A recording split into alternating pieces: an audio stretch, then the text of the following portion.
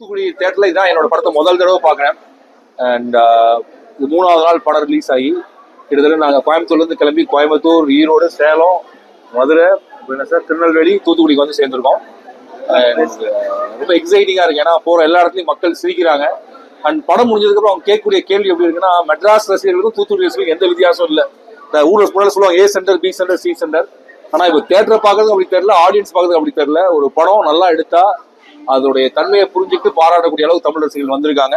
இன்னைக்கு பறந்து போவனுடைய வெற்றி காரணம் இந்த மாதிரி சின்ன சின்ன சென்டர்ஸ்க்கு இந்த படம் நல்லா போகுதுங்கிறது தான். ஸோ உண்மையாவே நான் வரப்ப தூத்துக்குடி இவ்வளோ பேர் இருப்பாங்கன்னு கூட எதிர்பார்க்கல. என் மைண்ட்ல வந்து நம்ம பழைய ஞாபகத்தில் வந்தேன்.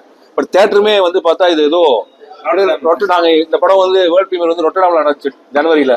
கிட்டத்தட்ட ஒரு இன்டர்நேஷனல் தேட்டர் எப்படி இருக்குமோ அதே மாதிரி இருக்கு. அண்ட் நல்ல பிளசன்ட் குவாலிட்டி சார், அதுக்கு உங்களுக்கு தான் தேங்க்ஸ் பண்ணோம். அண்ட் நல்லா ரிசீவ் பண்ணாங்க. அண்ட் ஆடியன்ஸ் கேட்ட கேள்விகள் ரொம்ப சந்தோஷமா இருந்துச்சு.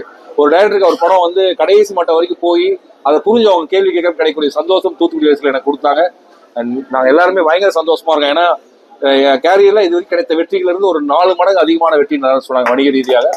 ஸோ அதுக்கு வந்து தூத்துக்குடியும் முக்கியமான காரணம். இந்த மாதிரி சென்டர்ஸ் அந்த படம் பார்க்கலாம். ஆமாங்க, ஆமா, 7 கடல் 7 முறை இந்த படத்துடைய இந்த பெரிய வெற்றியை தொடர்ந்து பெரிய வெற்றி கிடைச்சனால வெகு சீக்கிரம் வந்துடும் அப்படின்னு நினைக்கிறேன். அதிகபட்சம் 2 மாசம் 3 மாசத்துல வந்துடும். அது வேற ஒரு சிச்சுவேஷன்ல சொன்னோம். பட் ஆனா இப்போ நம்ம இந்த படத்துக்கு அதுக்கு சம்மந்தம் இல்லை. பறந்து போ தொடர்பா இல்ல, இப்போ பறந்து போ விஷயம் பத்தி பேசலாம். சரியா சார்? அப்படி நம்ம ஒன்றும் வருங்கால சந்ததி சொல்றவங்க வயசும் ஆகல, தீர்ப்பு சொல்றவங்க நீதிபதியும் இல்லை. நம்ம இந்த படத்துல சொல்றது என்னன்னா, நல்லா ஹாப்பியா இருப்போம். உலகம் அழகானது. இந்த இப்போ எடுத்துக்கோங்க, கடல் இருக்கு தூத்துக்குடியில. நான் யோசிச்சு பாருங்க, எத்தனை ஊர் கடலை இல்லாத ஊர் இருக்கு. கடலை டெய்லி நீங்க காலைல பார்க்கலாம், காத்து வாங்கலாம். இயற்கை நம்மளை கூப்பிட்டுட்டே இருக்கு. இங்க இருக்கக்கூடிய பறவைகள் நம்ம கூப்பிட்டு சொல்லுது. வாழ்க்கை ரொம்ப சந்தோஷமானது. அதை என்ஜாய் பண்ணுவோம், செலிப்ரேட் பண்ணுவோம். நமக்குள்ள இருக்கக்கூடிய சின்ன சின்ன பிரச்சனைகள் எல்லாம் கலைஞ்சிட்டு ஹாப்பியா இருப்போம் அப்படின்னு சொல்றதா பறந்து போ. இது வருங்காலத்துக்கு இல்லை, எல்லா காலத்துக்கும் இதான் அப்படின்னு நான் நினைக்கிறேன்.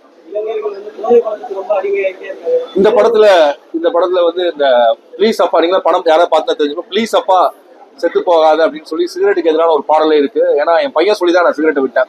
ஒரு 3 வருஷம் ஆச்சு. அப்போ எனக்கு என்ன தோணுச்சு, இந்த படத்தினுடைய கதையை வந்து கிட்டத்தட்ட அதோட இன்ஸ்பிரேஷன் தான். ஒரு பையன் அப்பா கிட்ட சொல்லுவான் சிகரெட்டை விடுன்னு. அவர் விடாதனாலதான் அவனை ஆல் அப்பா சார் லையர்ஸ் அப்படின்னு சொல்லி அவன் சொல்லுவான். இல்லைன்னா கரெக்டா ஆல் அப்பா சார் லையர்ஸா? எப்படி உங்க அப்பா எப்படி லையர் சொல்றா? உங்க அப்பா எப்படி லையர்? Sometimes he lies. எல்லா அப்பாக்களும் எவ்ரிபடி லைஸ். ஓகே. சோ அப்பாக்கள் வந்து இந்த மாதிரி குட்டி குட்டி போய் சொல்லுவாங்க. இந்த படத்தோட இறுதியில இந்த படத்துடைய கதாநாயகன் சிகரெட்டை விடுறாரு ஒரு பையன் சொல்லி. சோ இந்த படம் இந்த விஷயத்தை ரொம்ப சமூக பொறுப்போடு அணுகி இருக்குன்னு நான் நினைக்கிறேன்.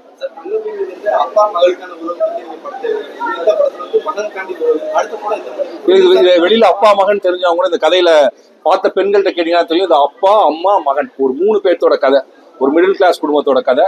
அப்பாவுக்கு எவ்வளவு இம்பார்ட்டன்ஸ் இருக்கும், அம்மாவுக்கு அவ்வளவு இம்பார்ட்டன்ஸ் இருக்கும். அப்பா எப்படி பணத்தை மிச்சப்படுத்துறாரோ அம்மாவும் அந்த அளவுக்கு பணத்தை மிச்சப்படுத்துவாங்க. எப்படின்னா, ஒரு ஆட்டோ பிடிச்சி காஸ்ட் வேஸ்ட் ஆக்காம, கேப் பிடிச்சி வேஸ்ட் ஆக்காம, நைட்ல லேட் ஆனா கூட ஒரு 2 கிலோமீட்டர் நடந்து போய் 100 ரூபாய் மிச்சப்படுத்தி, வாட்டர் பாட்டில காசு கொடுத்து வாங்காம தெருக்குழாயில தண்ணி பிடிச்சி வாழக்கூடிய ஒரு அம்மா, துளி என்ன செஞ்சாலும் அதை வேஸ்ட் ஆகக்கூடாது, அதை திரும்ப எடுத்து விற்கணும்னு நினைக்கிற ஒரு அப்பா, இப்படி சிறுக சிறுக சேமித்து தன்னுடைய குழந்தைகளுக்கு நல்லது செய்யணும்னு நினைக்கிற அப்பா, அம்மா, அவங்களுடைய பையன், இவங்க 3 பேரும் சந்தோஷமா இருக்கக்கூடிய 3 நாட்கள் அவங்க போகக்கூடிய ரோட் ட்ரிப்போட தான் கதை.